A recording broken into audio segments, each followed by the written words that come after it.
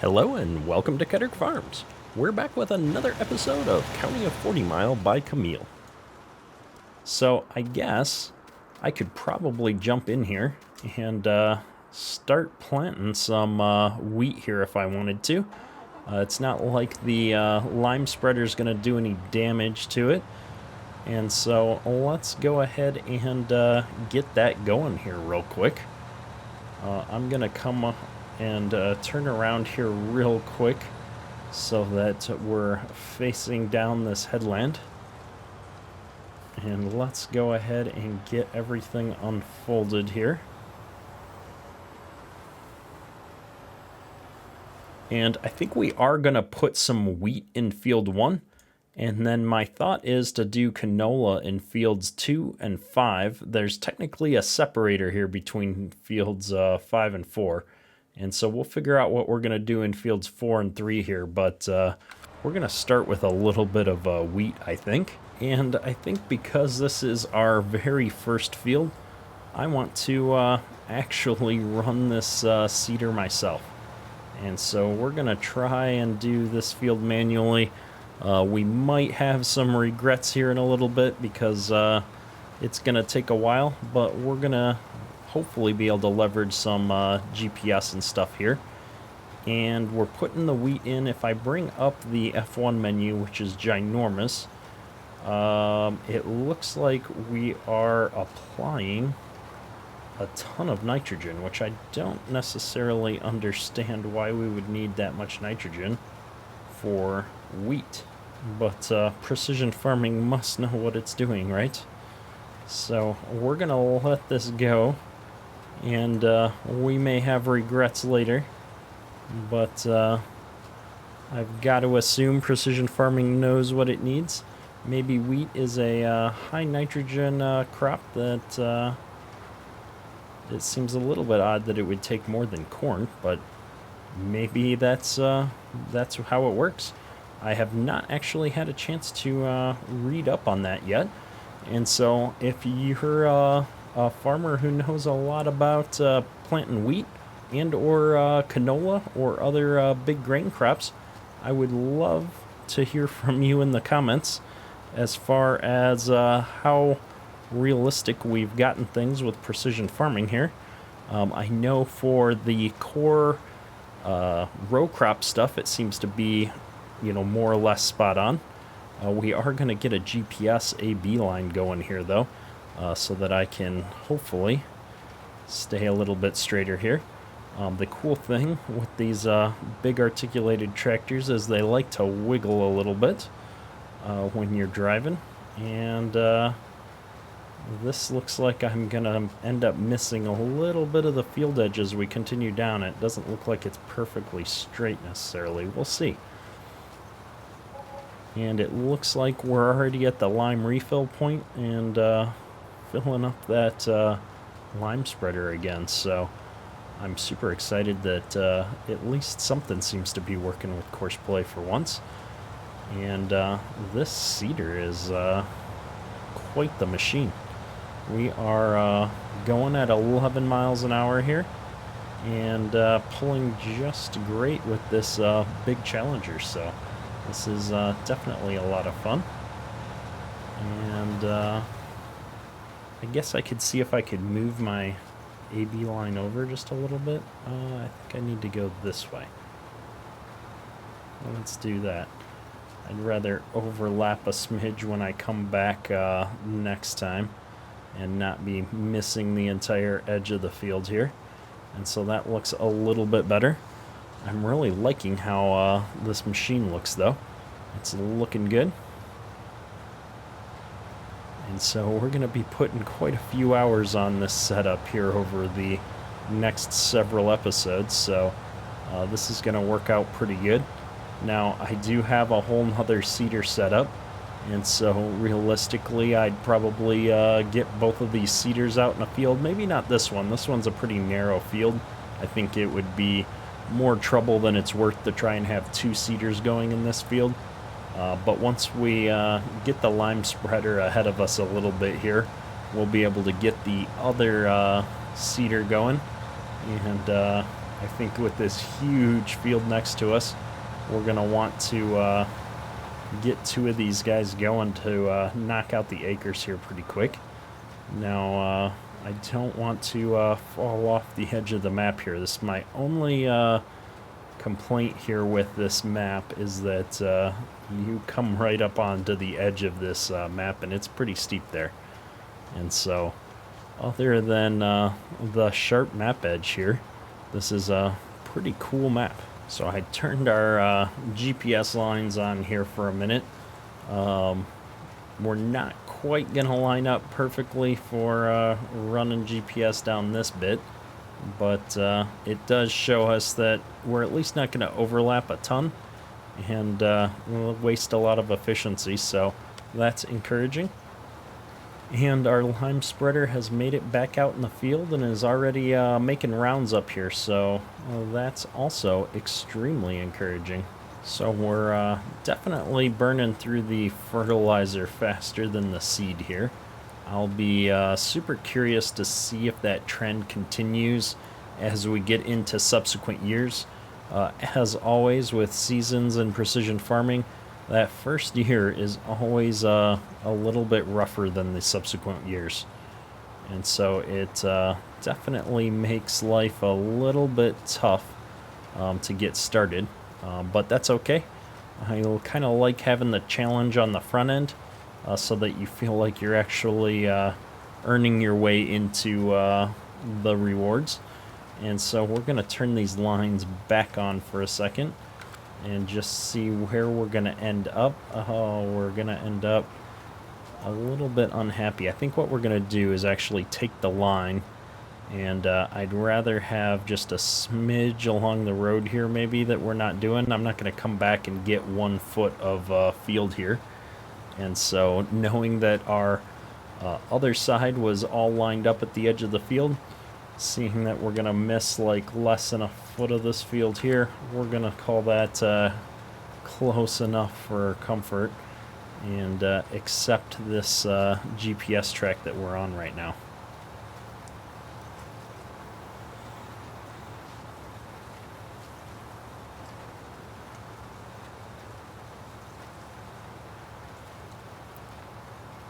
And my real question is the lime spreader gonna wrap up this field before we catch up to it? With having to refill so often, it's we're definitely making progress on catching up with him, I think.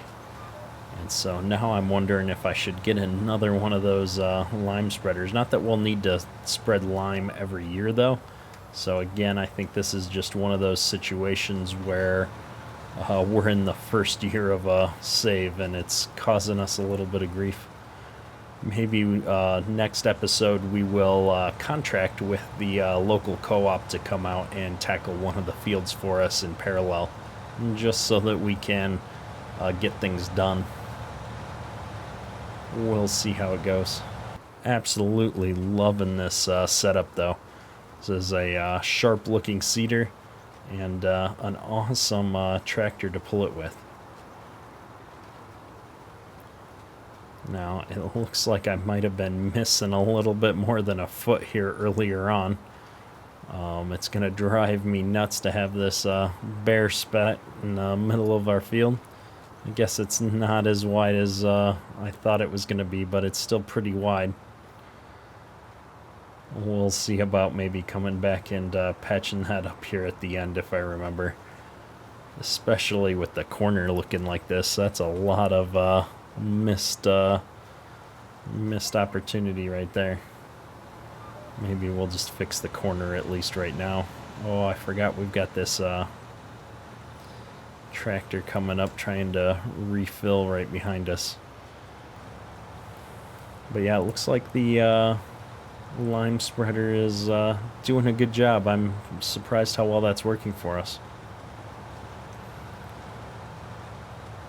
And so if we do end up getting caught up here, we'll have to just go and maybe set up the other seeder and get that on. We have another one of those Fendt 1050s all set up with the duals and the weights on it.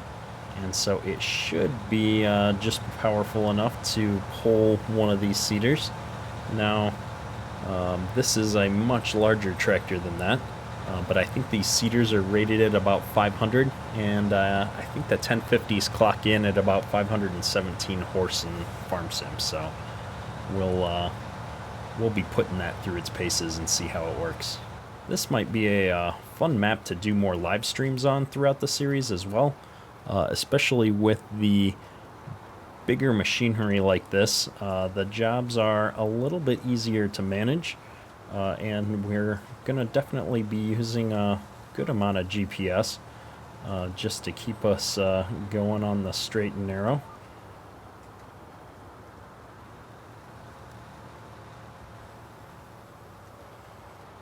And we missed just a smidge over there. We dropped too late. But not enough to go back for, especially since you can't really back these things up. That's the other thing I'm really not used to. Most of my row crop machinery, you miss something, you just throw it in reverse, you back up a little bit, and you're good to go. And so this is going to be a lot of fun. I'm looking forward to seeing how far we get in this series. I am going to have to do something about the courseplay messages, though, because that reached a refill point message is going to get old. And so I'll have to go back in. I updated to the latest version. I think that's what .00052 now. And it hasn't changed in several weeks. And so for a little while there, courseplay was getting updates every couple of days. And so this seems to be pretty stable. They haven't changed it in several weeks. And so I went ahead and updated to the latest and greatest. And we haven't had any issues yet, so we'll see how it goes. Usually when you start to run into issues is in harvest, when you get a ton of different pieces of equipment out in the field. And so I'll be curious to see how that works out for us. We're going to have to potentially figure out how to keep up with a couple of pretty big combines. But unlike corn harvest, which is huge volumes, I don't think canola or wheat is going to be nearly as high a volume of crop. So we'll see. I've never actually harvested either of those in real life, and so we'll have to gauge how well Farm Sim does, and hopefully get some feedback from those of you in the comments below. Now it looks like we are on the last pass that's been limed here.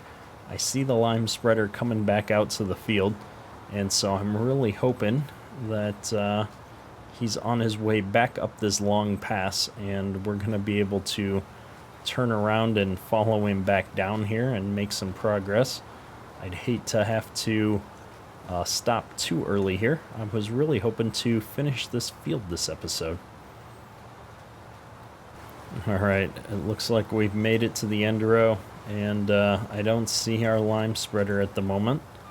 And so I'm going to just pull this up here, and we're not quite going to turn around just yet.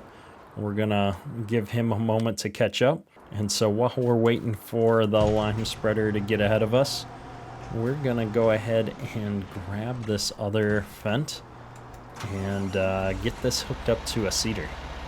And so the other seeder we have is the exact same size and model as the one that we have on that big Challenger. But in theory, this fent should be able to pull it.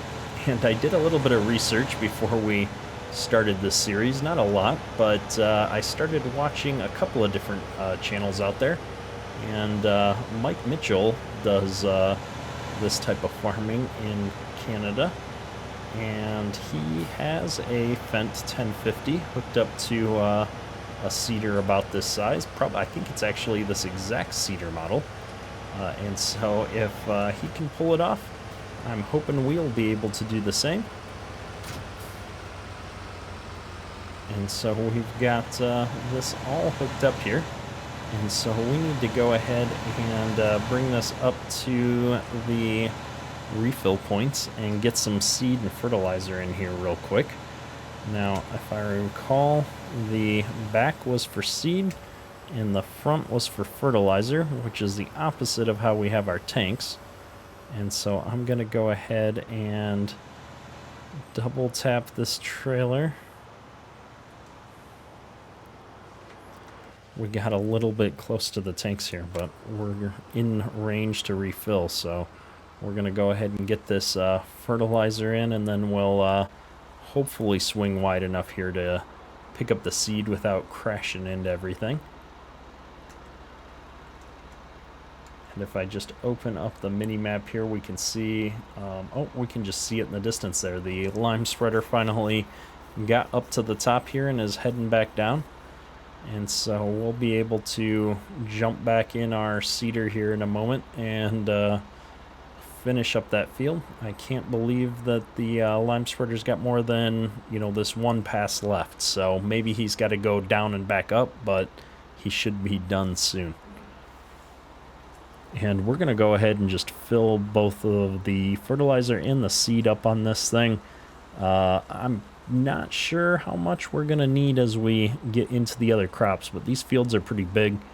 And so we're going to go ahead and just make the investment in filling this all the way up in anticipation that as we jump into the rest of our farm, we're going to go through a lot of seed and fertilizer this season. So with fertilizer full, we're going to go ahead and get the seed going here.